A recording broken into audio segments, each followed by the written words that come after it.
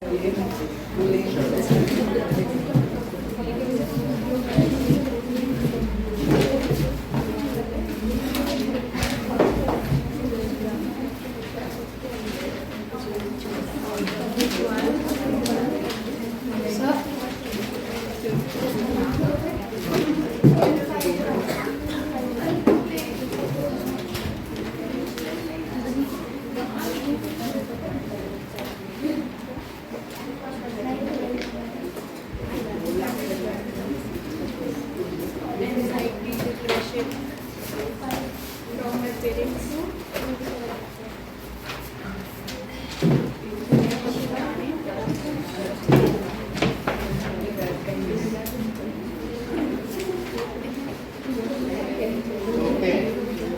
हम लोगों ने देखा कि राजा राम मोहन राय ही हैज़ हेल्प या रिफॉर्म, उन्होंने क्या रिफॉर्म किया? सोशल रिफॉर्म की। उन्होंने सती प्रथा को हटाया।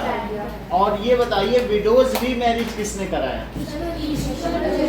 ईश्वर Chandra Vidyasagar has initiated for removal of ये that is promulgation of that is widows remarriage, विधवा पुनर्विवाह के लिए इन्होंने कार्य किया। Okay, now next is one of the most famous reformers Ishwar Chandra Vidyasagar used ancient texts। उन्होंने बताया कि विधवा वो इल फेटेड नहीं है, उसका कोई दुर्भाग्य नहीं है और उसकी शादी की जा सकती है। तो उन्होंने ये मिथ लोगों में एक जो चली जा रही थी भ्रांति, उसको हटाया। By the second half of 19th century that is 1850 में, सो 1850 के आने तक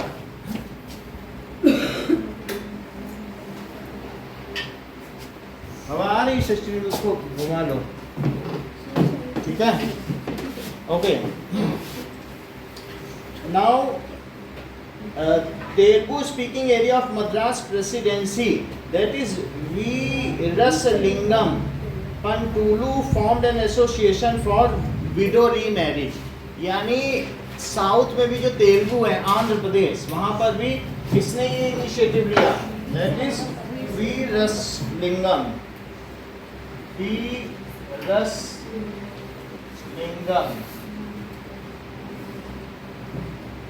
ऑफ आंध्र प्रदेश और Pantulu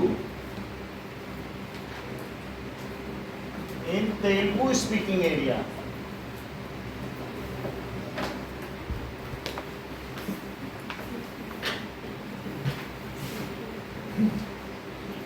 taken initiative for widow remarriage. Okay, इसके बाद आर्य समाज की जो नॉर्थ में आर्य समाज की स्थापना किसने की थी? शौर्य, बोलो। Swami Dayanand Saraswati and founded the reform association, Arya Samaj, जिन्होंने कई तरीके के सोशल रिफॉर्म्स या समाज सुधार के कार्य किए। The number of widows who actually married was very less. However, this was a step worth praising. Now girls begin going to school. अब एक और भी बात आ गई कि girls begin going to school, कि लड़कियों को शिक्षा भी दी जानी है। तो Ishwar Chandra Vidyasagar in Calcutta and many other reformers in Bombay setup, जैसे हमने कहा ज्योतिबाई फुले भी आपने देखा, और ऐसे ही कलकत्ता में भी गर्ल्स कॉलेज खोले जाने लगे। तो स्वामी दयानंद सरस्वती था, उन्होंने केवल आर्य समाज की स्थापना की। आर्य समाज की स्थापना की थी, वहाँ संस्कृत की शिक्षा दी जाने लगी, गुरुकुल की शिक्षा दी जाने लगी। तो उन्होंने बहुत सारे ऐसे चीज़ें की जो हमारे पुराने वैल्यूज़ थे, सोशल वैल्यूज़, उसको फिर से रीस्टैब्लिश किया। और उन्होंने जो भी इल प्रैक्टिसेस थी उसका हमेशा से विरोध किया। और उन्होंने कहा जो पहले की पद्धति थी जिसमें यत्र नारी पूजते रमनते तत्र देवता, कि जहाँ नारी की पूजा होती है, ये हम लोगों के सभी में लिखा हुआ है कि नारी को सबसे बड़ा स्थान है, यहाँ तक कि उनको देवी रूप में, शक्ति के रूप में पूजा की जाती है। तो ये सारी बातें उन्होंने लोगों में रीस्टैब्लिश की कि पहले जो धीरे धीरे खोती जा रही थी तो दयानंद सरस्वती ने भी इन सभी चीज़ों को जो भी की गई तो इनको बोला कि ill practices are to be left so that we can move ahead. तो हमारा समाज बहुत श्रेष्ठ है, यहाँ इन सब चीज़ों के लिए जगह नहीं, ऐसा उन्होंने बताया। अब देखिए, तो यहाँ पर ये बताया गया कि दो लोगों ने, वैसे तो जो सावित्रीबाई फुले के हस्बैंड थे वो ज्योतिबाई फुले थे, कौन थे? हाँ? ज्योतिराव फुले ना, तो ज्योतिराव फुले का 2-3 बार नाम इस चैप्टर में आया है, तो उन्हीं का नाम दे रहे हैं, सावित्रीबाई फुले का नहीं दे रहा है। तो Jyotirao Phule and Vidyasagar both opened school for girls. Vidyasagar opened it in Calcutta, while Jyotirao Phule has opened it in Maharashtra. ये बात है। तो Vidyasagar has opened girls school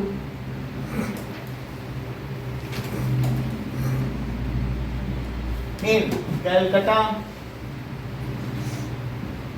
while Jyotirao Phule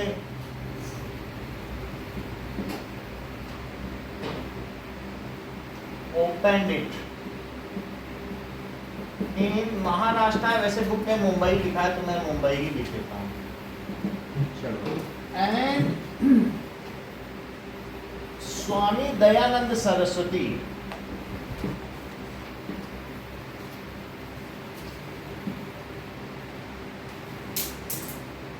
founded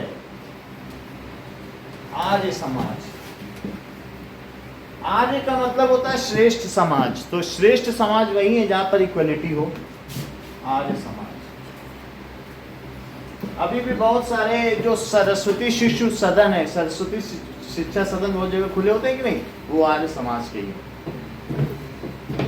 और रामकृष्ण मिशन के स्कूल देखे हैं कहीं, तो बहुत सारे वो भी हैं, सब आर्य समाज के इसी पे चलते हैं। अब देखिए, now do you remember what you read about Rasa Sundari Devi in your book Social and Political Life? She was one of those who secretly learned to read and write in the flickering light. तो कुछ ऐसे भी girls थी जिन्होंने खुद अपने आप से खुद को ही पढ़ा लिया। तो रस सुंदरी देवी ने नॉवेल्स लिखी और उन्होंने खुद ही पढ़ पढ़ के वो सब कुछ सीख लिया। किसी ने उनको लेटर सिखाए होंगे, फिर उसके बाद उन्होंने अपनी शिक्षा खुद पाई। तो रस सुंदरी देवी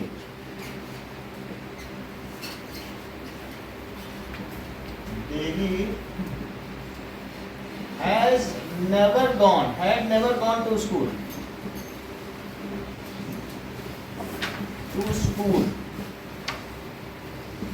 but self-learned.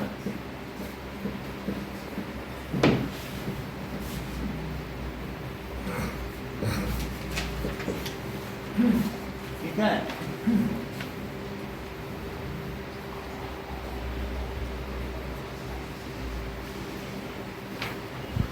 about education from books. She was a writer and had written many novels.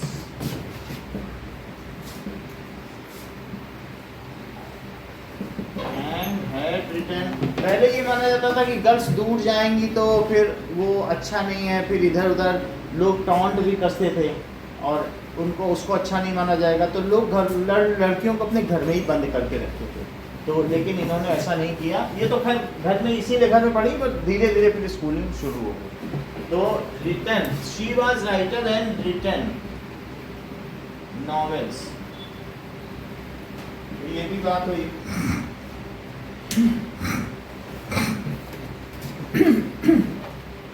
Jyotirao Phule ने महाराष्ट्र में, इसमें लिखा है और ये बात बताई गई, Arya Samaj in the later part of century schools for girl were established by Arya Samaj. Arya Samaj has opened it in Punjab. या लिख लो, तो Arya Samaj has opened it in Punjab, तो पंजाब में ओपन किया। In aristocratic Muslim household, aristocratic का क्या मतलब होता है? देवव्रत। एरिस्टोक्रेटिक का मतलब है बहुत ऊंचे घराने के, कुलीन वर्ग के लोग। बहुत हाई सोसाइटी, वेरी रिच, वो लोग अपने घर में बुलाते थे टीचर्स को और उसकी अपनी गर्ल्स को अरेबिक सिखाते थे जिससे वो कुरान पढ़ सकें। कुरान अरेबिक में है ना, जो हम लोग गल्फ कंट्रीज़ में अलग लैंग्वेज चलती ना, जब कुरान बोली जाती तुम नहीं समझ पाती ना थोड़ी सी भी, तो वो लैंग्वेज अरेबिक है। Arabic is very tough language, उसको समझना मुश्किल होता है, फिर उसका ट्रांसलेशन भी बहुत टफ है। लेकिन जो बहुत एरिस्टोक्रेटिक लोग थे वो अपनी गर्ल्स को घर में शिक्षा देते थे। तो उसमें बीच में तुमने पुरानी पिक्चरें देखी हैं कि बीच में एक पर्दा पड़ा होता था काला, तो लड़की एक तरफ बैठती थी जो स्टूडेंट की टीचर थी, तो वो ऐसा भी करते थे, ये भी नहीं कि सामने बैठा के ना। They were taught by women, even अगर ये भी हो सकता था अगर कोई उनका टीचर मेल है तब तो पर्दा लगाते थे, और अगर फीमेल है तब तो कैसे भी पढ़ो, ऐसे ही पढ़ो। Almost other things that were meant to encourage women to read about religion and domestic management in a language they could understand. और यहाँ पर ये बताया गया some reformers such as Mumtaz Ali reinterpreted verses from the Quran to argue for women's education। शुरुआत की कुछ जो 3 गर्ल्स का एक आपके में चैप्टर आया, पहले कभी तुम लोगों ने पढ़ा है कि 3 गर्ल्स लोगों को पढ़ाती थी, ऐसा कभी पिछली क्लास छोटी क्लासेस में नहीं पढ़ा है। तो उसमें मुमताज अली का नाम आता था।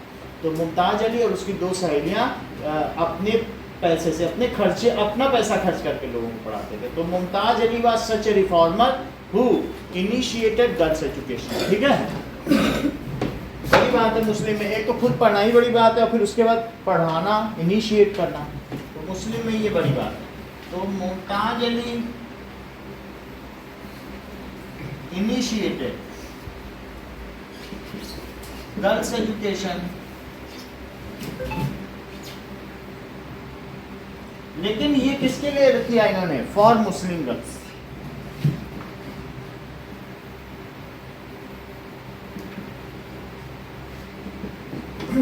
वुमेन राइट अबाउट वुमेन, बहुत सारा ऐसा भी है, जैसे आप नीचे के में देखिए तो यहाँ पर एक फिगर दिखाया गया, when the girls school set up, these are the girls so getting taught in school. तो ऐसे लड़कियों के फोटो है जो एक ग्रुप फोटोग्राफ लिया गया है, तो है ना।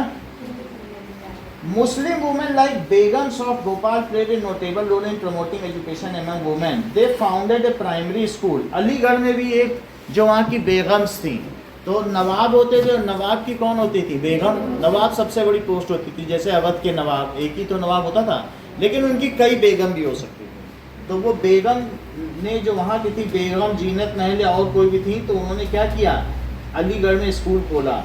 बेगम Rokeya Sakhawat Hossain started school for Muslim girls in Patna and Calcutta.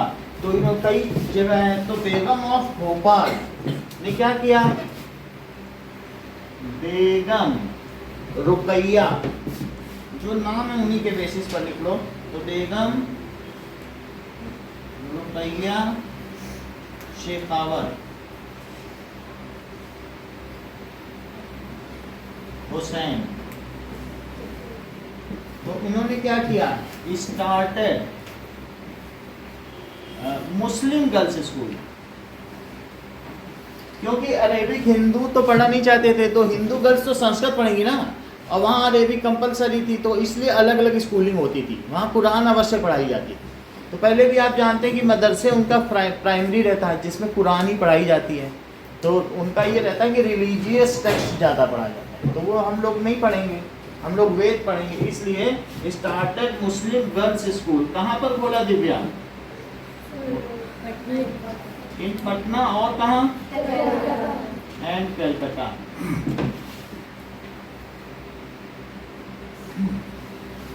She was a fearless critic of conservative ideas, arguing that religious leaders of every faith accord an inferior place। वो बता, हाँ बोलो। तो वो fearless गर्ल थी और ये बताती थी कि चाहे किसी भी रिलीजन में हो, उन्होंने स्त्रियों को हमेशा नीचे करते ही देखा। They have always looked down upon, उन्होंने घृणा करके देखा स्त्रियों को। तो वो ऐसा बोलना ही बड़ी बात है उस समय, बट उन्होंने ये बताया। Indian women began to enter universities 1880 आते तक, ये 1850 की बात है, लेकिन 1880 आते तक अब गर्ल्स यूनिवर्सिटी भी जाने लगी, क्योंकि इसमें कई जगह लिखा प्राइमरी एजुकेशन। तो अब कहाँ जाने लगी?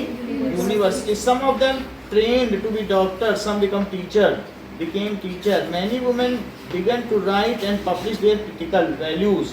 तो एक ऐसा Tarabai Shinde, a woman educated at home in Pune, जो सिर्फ घर पर ही पढ़ी थी, ताराबाई शिंदे, शिंदे महाराष्ट्रियन होते हैं, उन्होंने स्त्री पुरुष तुलना बुक लिखी। ये इंपॉर्टेंट पार्ट है ये लाइन। तो Tarabai Shinde of Maharashtra,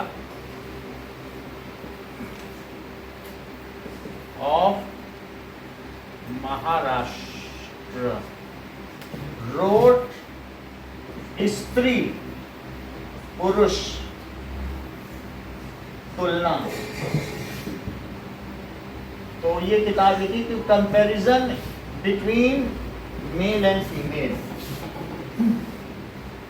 and criticizing the social difference. Pandit Ramabai, a great scholar of Sanskrit, felt that Hinduism was oppressive towards women and wrote a book about the miserable lives of upper caste Hindu women. तो एक और बात बताई गई है कि वो खुद पंडित थी, पंडित रामाबाई, तो बोल रही थी कि ब्राह्मणों में भी स्त्रियों की अच्छी दशा नहीं है। तो Pandit Ramabai road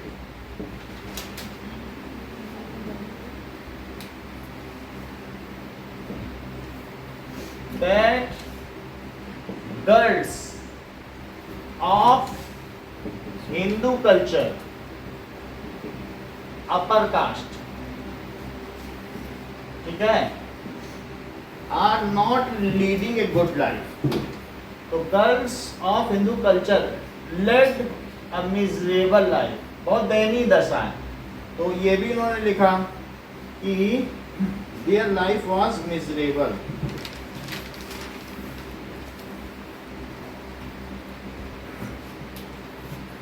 Now, here women, यहाँ पर ये भी है, उन्होंने पूना में विडो शेल्टर भी खोल दिया। शी ओपनड विडो शेल्टर, क्योंकि कई बार जब विडो हो जाती थी तो उनको एक कमरे में बंद कर दिया जाता था और दरवाजे में नीचे एक दराज होता था, वहीं से थाली खिसका दी जाती थी। यही है, बहुत मूवी भी बन चुकी है, प्रेम रोग पिक्चर बनी, उसमें दिखाया गया विधवा लोगों की कैसी बुरी दशा है। पद्मिनी कोल्हापुर ने इसमें एक्टिंग की है, तो वहाँ पर ये दिखाया गया है कि स्त्रियों की जो विधवा हो जाती थी अच्छी दशा में, ठीक है। तो इन्होंने क्या किया, विडो होम खोला, window shelter. She opened window shelter home. Needless to say, all these more than alarmed the orthodox. For instance, देखो जब तक कोई लड़ेगा नहीं तब तक वो अधिकार नहीं पा सकता है। जैसे मुस्लिम गर्ल्स लड़ती नहीं है अपने अधिकारों के लिए, तो क्या उनको कोई अधिकार दे देगा? हमको खुद लड़ना पड़ेगा। जैसे ईरानियन गर्ल में हमने बताया कि एक बार किसी का निकल गया तो सरकार दिया, तो सब लोगों ने अपना बुर्का जला दिया, 200 औरतों ने, बोला अब काटो हमारे बाल। और फिर जो भी मुल्ला जाते थे उनकी उंगली से टोपी उड़ा देते थे वो लोग गर्ल्स, ये अब हम तुम्हें नहीं मानते।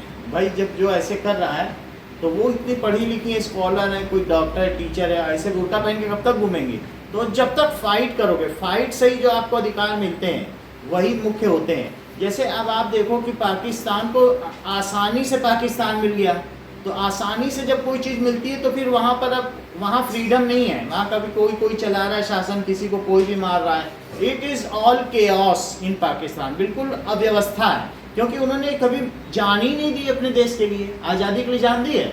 हमें मालूम है कि अगर जरा सा कोई हमारे अधिकार ले लें फिर से सड़क पे आ जाते हैं, तो लड़ना पड़ता है तभी हमें अधिकार मिलते हैं। और कोई दे दे आपको अधिकार तो वो सुरक्षित नहीं रहेंगे, क्योंकि अगर किसी ने दिया है तो दूसरा ले लेगा, है कि नहीं?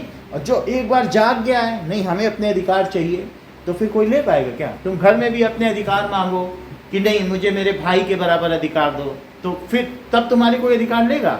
Then parents will be concern about you, yes both are to be treated equally, यही बात होगी कि नहीं? तो हमको लड़ना चाहिए। तो मुस्लिम गर्ल्स ने कभी लड़ा ही नहीं है अपने अधिकार में। इसी तरीके से रशियन पीपल ने कभी नहीं लड़ा अपने अधिकारों के लिए। उनके यहाँ पुतिन ने बोल दिया अच्छा सब लोग सुनो, अब मैं 20 साल तक और प्रेसिडेंट रहूँगा। अच्छा ठीक है, ओके ठीक है, खुद ही बोल दिया।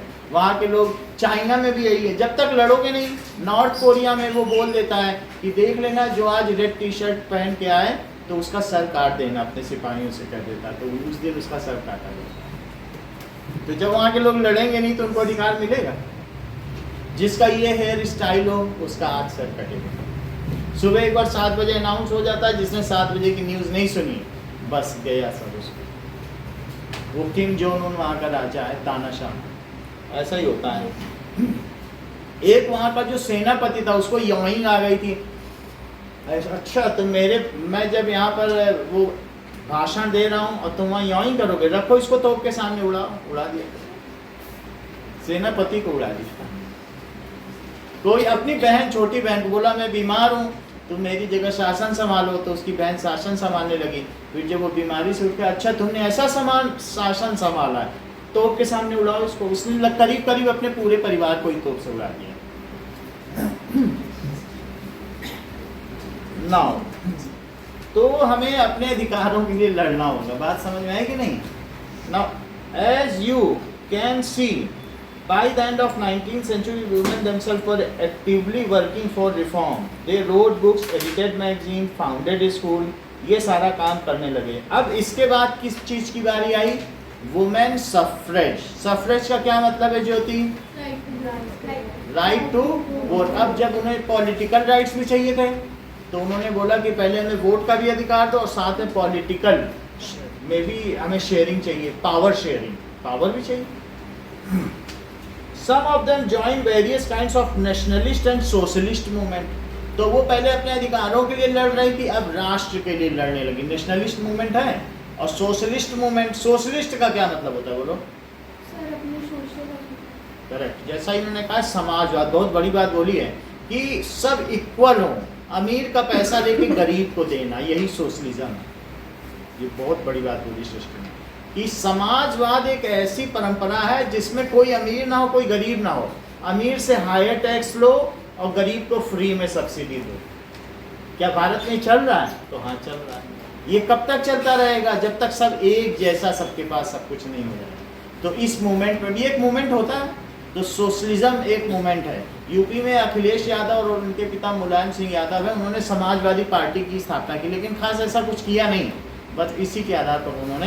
राम मनोहर लोहिया सबसे बड़े समाजवादी थे, जिन्होंने बोला कि भारत में समाजवाद होना चाहिए और इस शब्द को हमारे संविधान में 1975 में डाल दिया गया कि हम समाजवाद की ओर बढ़ेंगे। कोई गरीब नहीं होगा, कोई अमीर नहीं होगा, अगर सबके पास होगा तो सबके पास ही गोदरेज का फ्रिज होगा और सबके पास ही कैल्विन का ही फ्रिज होगा, ऐसा होगा। नाउ ऐसा लेनिन ने किया था। लेनिन ने बोला चाहे डॉक्टर हो रशिया में, या एक किसान हो, या कुछ भी ना करता हो, घर में लेटा हुआ व्यक्ति हो, तो सबको बराबर बराबर अधिकार मिलेंगे। तो पहले पहले उन्होंने सबको बोला कि सब, डॉक्टर को भी एक ही रोटी वो देता था और जो किसान है उसको भी एक ही रोटी, ये नहीं कि उसको बटर के साथ दे। और फिर उसने एक दिन 1930 में वहाँ के रेडियो में अनाउंस किया, आप सबको मुबारक हो, अब हम पर्याप्त तरक्की कर चुके हैं, आज से तुम लोगों को खाने के लिए 2 रोटी मिलेगी।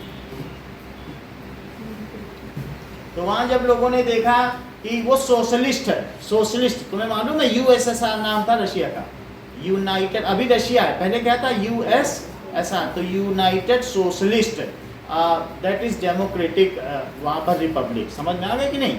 तो अब समझो ऐसा सोशलिज्म किसी काम का है। डॉक्टर ने कहा इससे अच्छा तो हम घर में लेट ही जाएं, तो अब वहाँ कोई डॉक्टर ही नहीं बनना चाहता। जब तुम क्यों अच्छा पढ़ना चाहते हो बताओ दूसरों से, जिससे तुम्हें अच्छी लाइफ मिले कि नहीं, और तुमको मालूम हो कि तुमको 2 ही रोटी मिलनी, तुम पढ़ोगी आगे।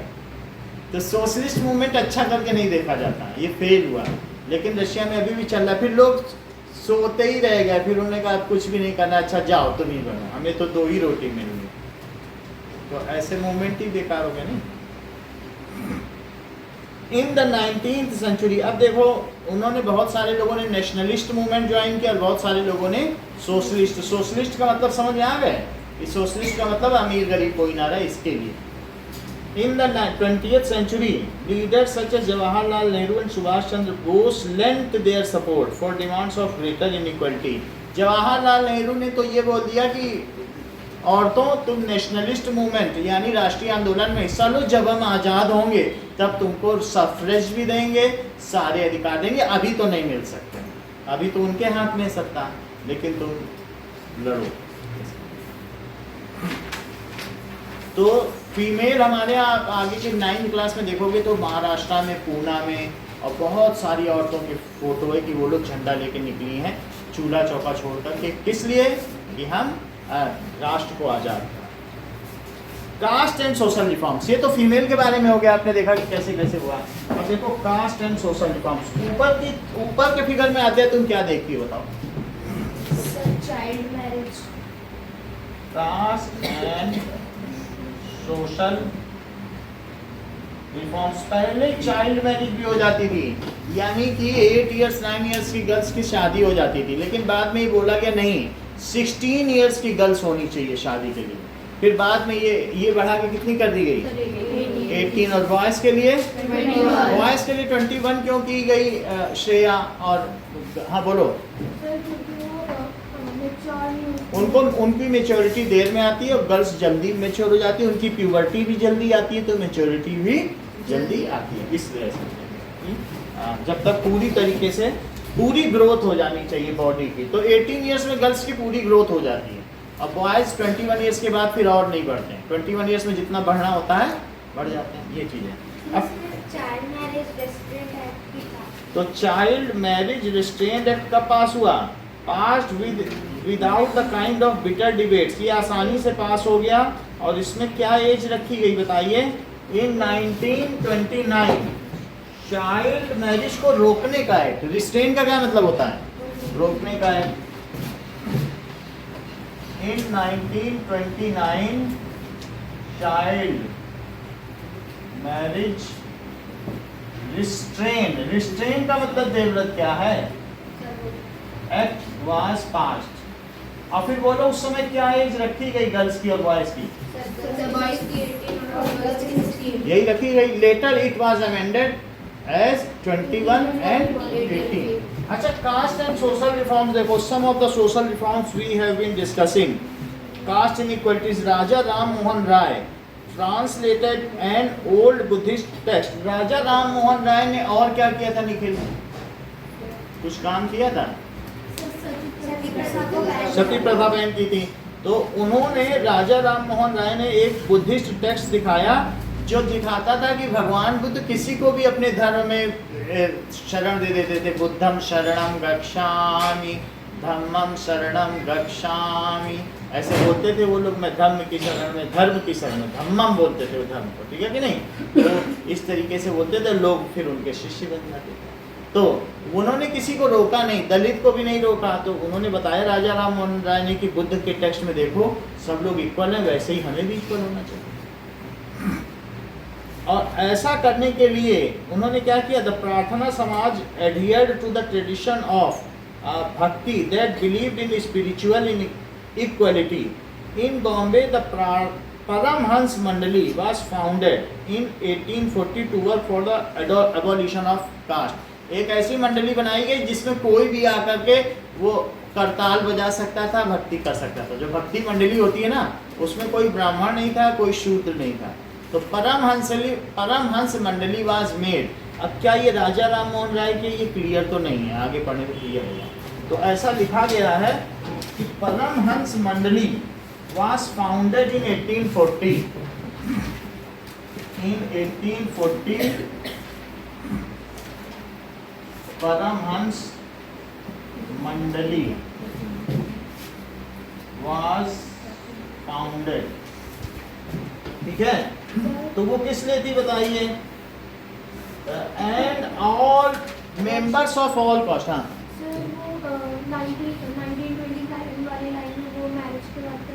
रिस्ट्रेन्ड है। रिस्ट्रेन का मतलब रोकने के लिए, रिस्ट्रेन है रोकना, ठीक है? तो वो क्या करते थे? Anybody of any caste can join it. Many of these reformers and members of reform associations were, इसके ज़्यादातर लोग अपर कास्ट के थे, लेकिन वो जाति प्रथा का विरोध करते थे, इसलिए उन्होंने बोला anybody of any caste can join it.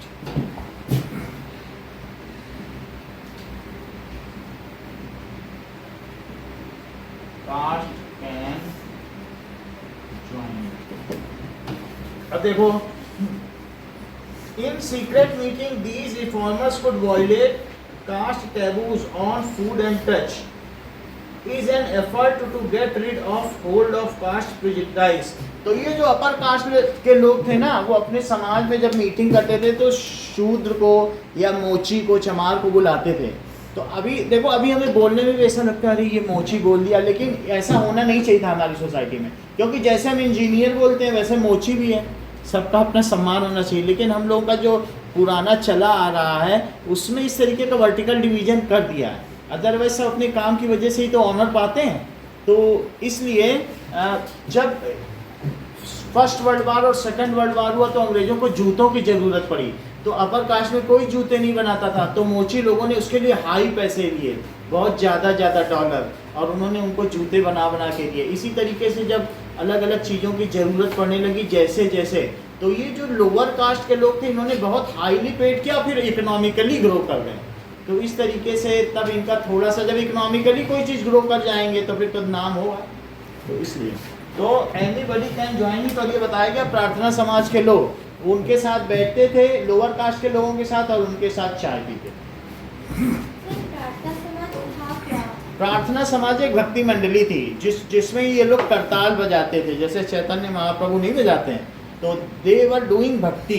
तो एक बीच में ऐसा हुआ कि भक्ति युग आया, तो भक्ति युग चैतन्य महाप्रभु के समय में बहुत आया। तो उस समय सब लोगों ने, पहले कर्मकांड का युग था, पहले वैदिक युग था कि हवन बनाया जाता था, वेदिका बनाई जाती थी और उसमें संविधा डाली जाती थी जो हवन सामग्री होती है, और बहुत मंत्रों का जाप किया जाता था। फिर बाद के जो संत आए, जो रिफॉर्मर्स आए, जैसे कबीर आए, सूर आए, तुलसी आए, चैतन्य महाप्रभु आए, और इसी तरह से रामानंद आए, उन्होंने कहा इन सब की ज़रूरत ही नहीं है, तुम इन सबको जब तुम करते हो तो तुम पंडित को बुलाते हो, उसको पैसा देते हो, खिलाते हो, तुम भगवान से सीधा जुड़ सकते हो, पंडित के माध्यम से क्यों जुड़ रहे हो। बहुत बड़ी बात बोली। और उन्होंने बोला कि उससे तो शूद्र भी जुड़ सकता है, उससे तो बनिया भी जुड़ सकता है, तुम भक्ति करो, उनका नाम का नाम लो, कृष्ण का नाम लो, तुम विष्णु का नाम लो, तुम क्यों मंत्रों के चक्कर में पड़े हो, तुम संस्कृत के और ये बहुत बड़ी बात थी, लोगों को ये तो अपील कर रही, हाँ ये तो बिल्कुल सही है। हम पंडितों को क्यों इतना वो करते हैं, क्योंकि हमारे यहाँ का कोई पूजा पाठ, नामकरण, संस्कार उनके बिना नहीं हो सकता है। लेकिन अगर हम भगवान से सीधा जुड़ जाए तो वो लोग कास्ट सिस्टम अपने आप ही नहीं गिर जाएगा। तो भक्ति युग काल को बहुत पसंद किया लोगों ने इन सब की वजह से। तो इस तरीके से आप देखिए 1609 ईस्वी काशी जन्म हुआ था, रामानंद गुरु थे, इनके मगहरंत हुआ था, यानी कबीरदास जी के बारे में भी उसी बारे में 1700 के बाद से भक्ति युग आना शुरू हो गया। तो धीरे धीरे फिर प्रार्थना समाज की स्थापना हुई। तो तुम्हें समझ में आ गया ना ये भक्ति युग में कैसे होता था। At the same time the poor began leaving their village to to up jobs. अब ये एक तरीके से अर्बनाइजेशन हो रहा था सृष्टि। अर्बनाइजेशन से तुम क्या समझती हो, बोलो दिव्यांशी, अर्बनाइजेशन क्या है? पलक बोलो। अर्बनाइजेशन, शहरीकरण, यानी अब गांव, अब एक सिटी, इंडस्ट्रियलाइजेशन हो रहा था, तो वहाँ बहुत सारा काम था। तो गांव के लोग क्या करने जा रहे थे, वो शहरों की ओर भाग रहे थे, अपना जो भी फार्मिंग और ये सब छोड़ के, उसको कहते हैं अर्बनाइजेशन। ज़्यादातर गांव धीरे धीरे कस्बों में बदलते हैं, और कस्बे किस में बदलते हैं, टाउन में बदलते हैं कि नहीं, विलेज बदलेंगे टाउन में, टाउन बदलेंगे सिटी में, और सिटी किस में बदलेंगे, मेट्रोपॉलिटन सिटी में, यानी महानगर में। यही तो होता है कि नहीं, गांव कस्बे में, कस्बे शहर में, और शहर किस में बनेंगे, महानगर में बनेंगे। तो इसको अर्बनाइजेशन की प्रक्रिया कहा जाता है। वहाँ बहुत सारे लोग रहते हैं, तो लोग अपना घर छोड़ कर आने लगे।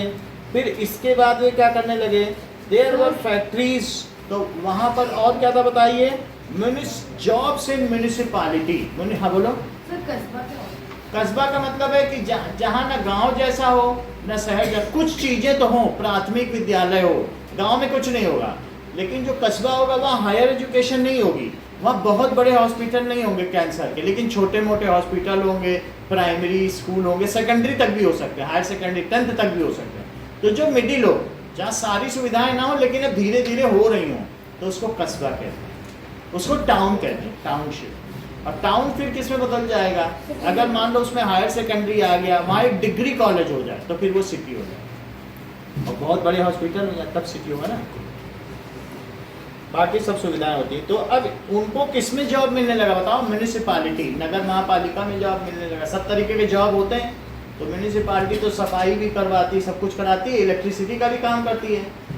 अब इसमें you have seen about the expansion of cities. बोलो अर्पित, ये इस चित्र में तुम क्या देखते हो फिगर 9 में, इससे क्या समझ में आ रहा है? ये क्यों बना? यस, बहुत बड़ी बात कही। यानी जो इंडियन लेबर थे वो मोस्टली मॉरिशस जाते थे। तो कौन लोग जाते होंगे शौर्य ये मॉरिशस? लो कास्ट, वो यहाँ तंग आ चुके थे, इतना ज्यादा डिसिमिलरिटी, इतना ज्यादा उनका अपमान होता था, तो वो तंग आ गए, बोले छोड़ो भारत, अब हम कहाँ जाएंगे बताओ। तो बहुत सारे लोग बाहर अपना दूसरे देशों में जाके बस गए।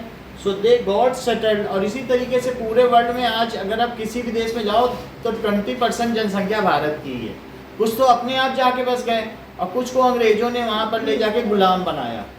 वहाँ जहाँ जाएंगे तो यहाँ सबसे सस्ते लेबर थे, वहीं जाके बस गए, उन्होंने मेहनत की और फिर ज़मीन भी खरीदी। तो इस तरीके से इन ज़्यादातर जगहों पे इंडियन सिटीजन है।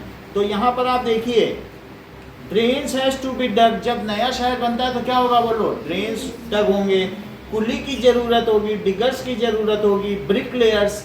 यहाँ भी तुम्हें जितने मजदूर और ये सफाई कर्मचारी मिल रहे हैं, कौन है? ये वही है जो लोअर कास्ट के हैं। समझ में आ गई बात की नहीं? तो वो कहीं गांव से आ गए और शहर में आ गए, और शहर में जब कुछ नहीं मिला तो लेबर का काम करेंगे, कोई मिस्त्री का काम करेंगे, ये सब काम। पैलेंक्विन बियरर्स क्या होता है? पालकी ढोने वाले, तो वो सब भी शहर में ज़रूरत पड़ी, तो उन सब की भी ज़रूरत पड़ी। सो इसी तरीके से रिक्शा पुलर ये सब यहीं से आए। सम वेंट फॉर प्लांटेशन, जो चाय के बागान है उसमें काम करने के लिए वो आसाम में भी गए। चाय हमारे देश में चाइना से आई और उसमें काम करने के लिए ये पटना के, बिहार के और सब जगह के लोग, जो आसपास के लोग थे, वो सब वहाँ बुलाए। तो वो सब गांव के लोग भागे, जहाँ पर भी उनको काम मिलेगा तो उसके लिए वो गए। अच्छा, मॉरिशस, ट्रिनिडाद एंड इंडोनेशिया, ये सब इंडिया के इधर है, तो इन सब जगहों पर ही गए। ये इंडिया, यहाँ पर मॉरिशस, ट्रिनिडाद, इंडोनेशिया, मॉरिशस, तो यहाँ पर गए। समझ में आ गया? तो एक तरीके से साउथ और साउथ के बाद east, south east Asian countries, इसीलिए association of south east Asian country, इसी को एशियन नेशन। क्या इसी को तुम शौर्य एशियान के नाम से जानते हो? तो पूरा बता दें कि एसोसिएशन ऑफ साउथ ईस्ट, तो ये साउथ ईस्ट हुआ, ठीक है, नेशंस, एशियान। इसकी हर साल वो होती है एशियान। बोलो इसका फुल फॉर्म बोलो Shaurya. Association south east Asian nation. समझ में आ गई बात? तो इनका भी होता है। तो सब लोग कहाँ कहाँ गए बोलो? जो भारत के लोग थे वहाँ मत देखो, कौन से 3 देशों में गए? हाँ तुम देख रहे हैं, बोलो। आसाम तो इंडिया में ही है, त्रिनिदाद और इंडोनेशिया, इन सब देशों में गए, ठीक है ना। कुछ और चीजें पूछेंगे। ईश्वर चंद्र विद्यासागर ने क्या किया बोलो? हाँ शौर्य, कोई बात। उन्होंने कलकत्ता में गर्ल्स के लिए स्कूल में। ईश्वर चंद्र विद्यासागर ने और भी एक काम किया, बोलो निखिल। हाँ बताओ। विडोज रीमैरिज और राजा राम मोहन राय ने क्या किया? हाँ नहीं, तो इन्होंने नहीं किया, वो तो दयानंद। हाँ बोलो, राजा राम मोहन राय ने क्या किया? सती प्रथा बहन की और भी कुछ किया? गर्ल्स स्कूल खोला। इतनी बात समझ में आई? अब बताइए रुकैया शेखावत हुसैन ने क्या किया? अच्छा, मुस्लिम गर्ल्स के लिए स्कूल खोला, ये बात तो सही है। ताराबाई शिंदे ने क्या किया? लक्षिता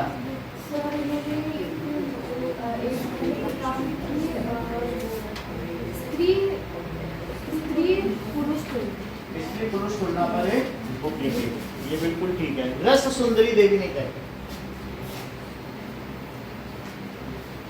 बोलो मानसी।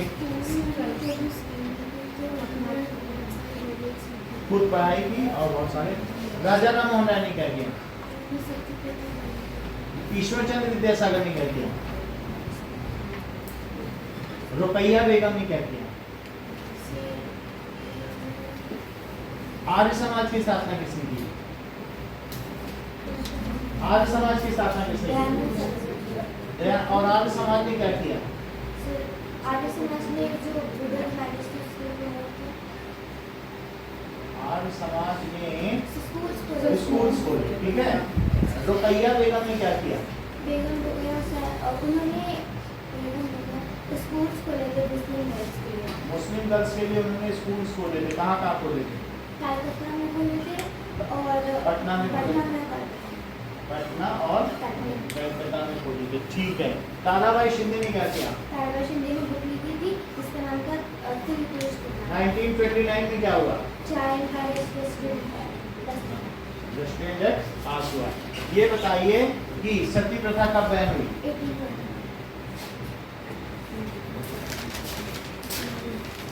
ठीक है, अब देखो नाउ ये बात तो सही बता दी मैंने। ये बताइए जो यहाँ से लोग गए लोअर कास्ट के लोग, वो कौन कौन से देशों में गए?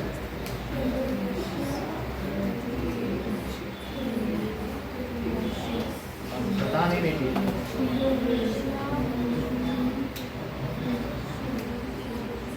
बोलो कहाँ कहाँ गए? Trinidad,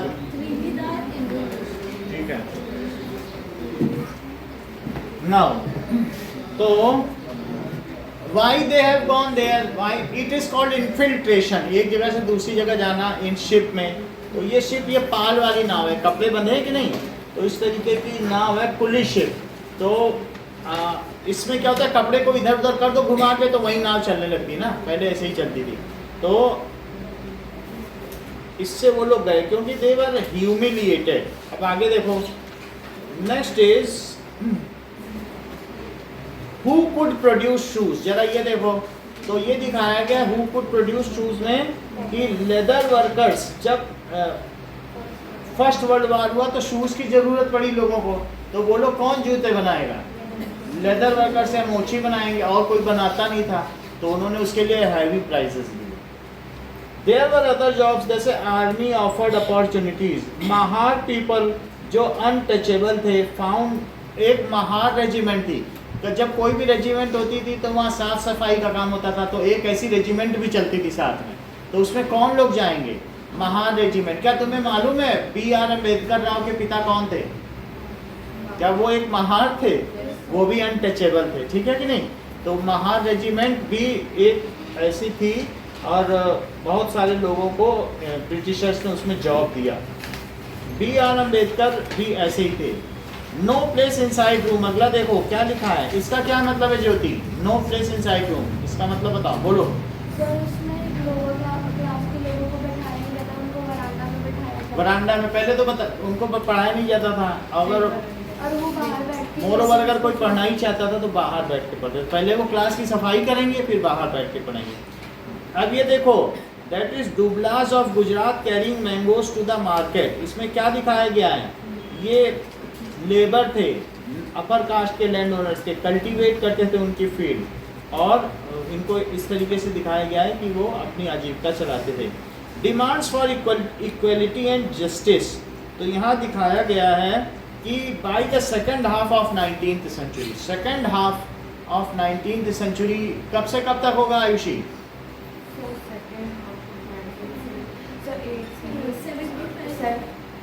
second half, first half 1850 to 1899 तक। तो Satnami movement in central India was founded by Ghasidas, who worked among the leather workers and organized a movement to improve their social status। तो सतनामी मूवमेंट किस लिए था मैम, और किसके द्वारा था? Satnami movement was initiated by Ghasidas, जिससे कि लेदर वर्कर्स की जो सिचुएशन सोशल स्टेटस है उसको इम्प्रूव किया जा सके।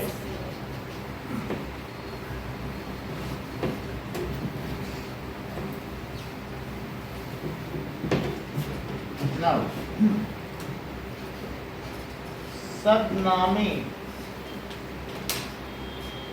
movement was started by Ghasidas for improving status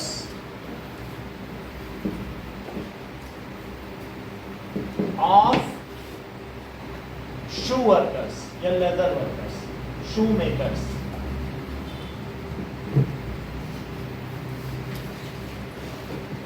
फिर इसके बाद in eastern Bengal Haridas Thakur Matua sect work among Chandal cultivators. तो हरिदास इन ईस्ट बंगाल क्या काम हुआ, इन ईस्ट कई चीजें हैं इसमें, तो सब नाम बताने हैं। बंगाल, ठीक है, हरिदास ठाकुर। हरिदास का क्या मतलब होता है,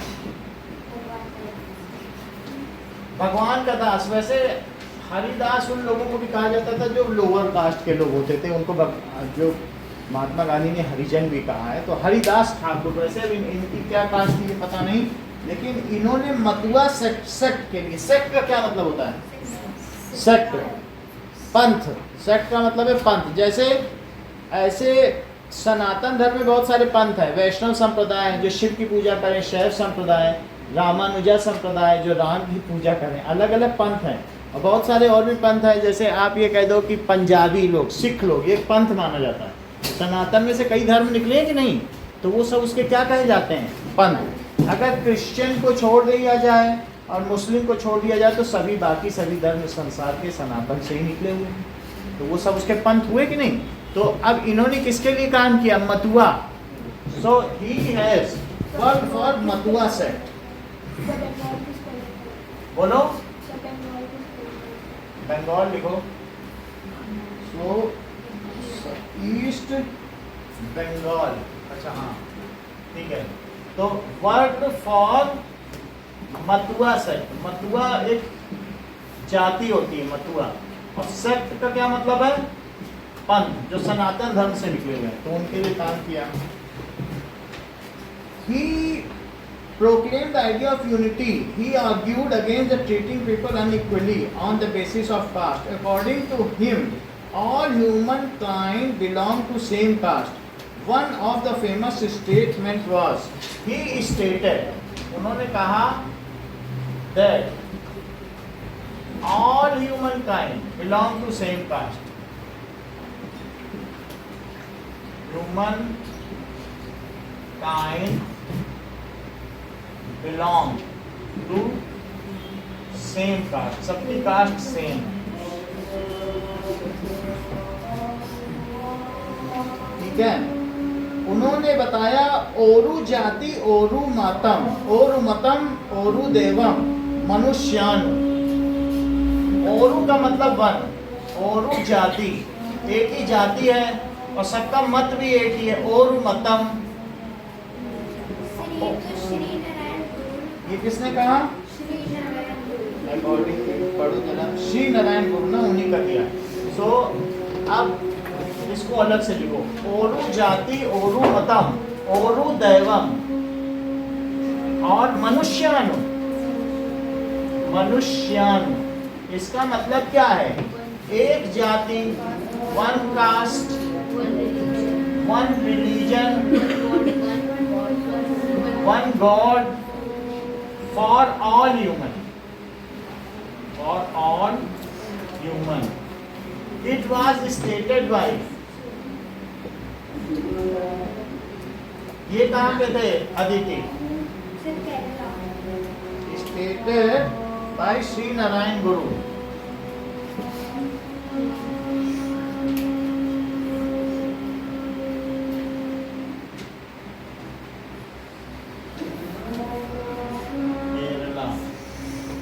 अब देखो,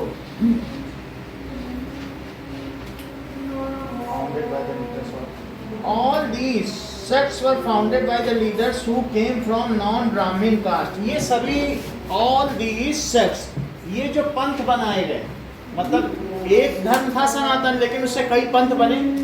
तो ये किसने बनाए पंथ, These were founded who came from non-Brahmin caste. ब्राह्मण तो सबसे टॉप पे थे ही सनातन में, लेकिन अलग अलग कई शाखाएं क्यों निकली? क्योंकि वर्टिकल डिवीजन किसी को पसंद आएगा, इवन क्षत्रिय को नहीं पसंद आएगा, वैश्य को भी नहीं पसंद आएगा, तो उन लोगों ने अपने अपने पंथ बना लिए। तो उन्होंने बोला all sects are formed by non Brahmans, इसलिए ऐसा किया। They tried to create a sense of self esteem among the subordinate class. Subordinate class में आयुषी किसको रखोगी? एक सुपीरियर क्लास होती है, एक सबऑर्डिनेट क्लास, शूद्र वैश्य क्षत्रिय। तो इन्होंने बताया we should have our own self esteem, हमारी अपनी भी तो कुछ इज्जत होनी चाहिए, सेल्फ ऑनर, तो उसे हमें बनाए रखना होगा, ऐसा उन्होंने बोला। Gulamgiri, one of the most vocal among the low caste leaders was Jyotirao Phule. Jyotirao Phule ने महाराष्ट्र में गर्ल्स कॉलेज की स्थापना की। तो उन्होंने he studied in school set up by Christian missionaries. On growing up, he developed his own ideas about the injustice. He set out to attack Brahmins, claimed that they are superior. तो ब्राह्मण क्या claim करते थे कि वो superior हैं, लेकिन ज्योतिराव फुले खुद, पहले तुमको मालूम है मिशनरी की स्थापना हुई थी, इसके पिछले चैप्टर में तुमने पढ़ा था, मिशनरी आते थे कि हम ज़्यादा से ज़्यादा वो क्रिश्चियन में बदल दें, और गांधी जी ने इसका विरोध भी किया था कि ऐसा नहीं होना चाहिए, हमें अपने रिलीजन के बारे में पढ़ना चाहिए। तो यहाँ पर क्या बात कही गई है कि बताया गया है कि Phule argued that Aryans are foreigners. उन्होंने बताया कि आर्यंस बाहर से आए हैं और जो इंडिजिनस लोग हैं वो यहाँ के लोग हैं, जो सबऑर्डिनेट कास्ट हैं, सबऑर्डिनेट छोड़ दो, लोअर कास्ट समझो, तो लोअर कास्ट ही यहाँ के इंडिजिनस हैं, तो हम उनके गुलाम नहीं हो सकते। According to Phule the upper caste has no right on their land and power. उन्होंने हमारी जमीन पर कब्जा कैसे कर लिया, उनका कोई अधिकार नहीं है, सुपीरियर की तो बात ही छोड़ो, ऐसा वो बोले। और the land belong to indigenous people. Phule claim that before Aryan rule there existed a golden age. तो ये बात कही गई कि गोल्डन एज थी वेयर, जो एक आदि कौन शेड्यूल ट्राइब है बिरसा मुंडा, वो भी यही बात कहते थे कि हम उसी गोल्डन एज को पाना चाहते हैं, है ना। एक बात कही है, उनके भगवान बिरसा मुंडा की भी जयंती भी मनाई गई है, तो वो उसमें ये बात कही गई है कि यहाँ के इंडिजिनस लोग ही मुख्य हैं, वो उन्हीं की ज़मीन है और हम उसी गोल्डन एज को पाना चाहते हैं, हम लोअर कास्ट के नहीं हैं, ये बताया। तो यहाँ पर land and rule the Maratha countryside, Aryan rule, there existed a golden age before Aryan rule. उन्होंने बताया कि पहले आर्यन रूल के पहले यहाँ पर गोल्डन एज थी। And he proposed that Shudras and Atishudra. What does it mean by Atishudra? जिनको टच न किया जा सके। एक शूद्र है, किसी को टच भी कर सकते हो, जैसे तुम्हारे खेत में काम कर रहा है तो उन्हें टच कर सकते हो, लेकिन जो मैला ढोने वाले हैं, तो वो पहले तो मैला ढोना, तो पहले सीवरेज सिस्टम नहीं था, तो वो लोग उठा के ले जाते थे ह्यूमन शिप को, तो वो सब उनको तो अतिशूद्र अनटचेबल कहा जाएगा। तो उनके बारे में इन्होंने कहा है कि these should unite to challenge the caste discrimination. सत्य शोधक समाज, that is association.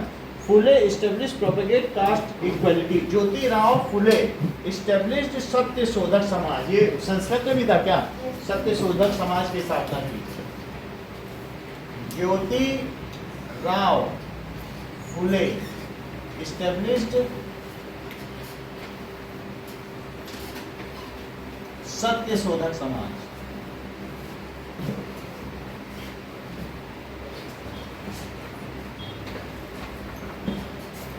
ठीक है, विच, जिसने क्या किया, एडवोकेटेड कास्ट इक्वलिटी, विच एडवोकेटेड कास्ट इक्वलिटी।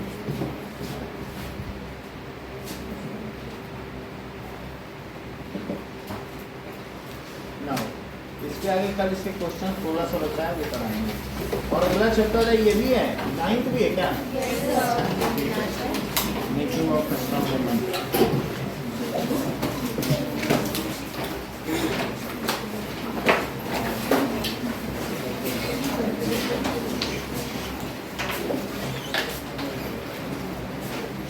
ये तो बहुत बड़ा चैप्टर है।